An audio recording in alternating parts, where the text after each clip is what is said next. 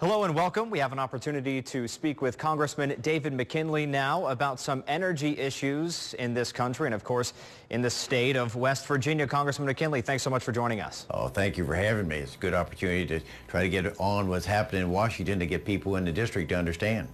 Terrific. Well, first I want to ask you about, in a recent exchange with Janet McCabe of the EPA, you called some new regulations delusional and draconian. So what, in your opinion, is the biggest problem with these proposed regulations? Was the issue.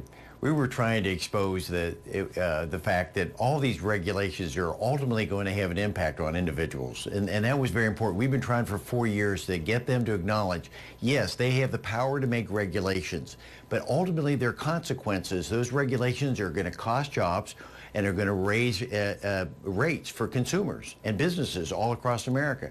We wanted to connect the dots. And so for the first time in 4 years, McCabe said, yes, all these regulations are going to increase the cost of electricity to the consumers.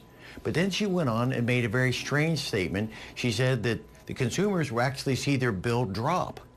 Well, what we understand now is she was trying to imply that people would just use less electricity.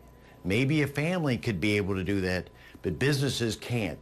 That was a very important part here for them to acknowledge their bills, their regulations are going to increase the cost of electricity across America.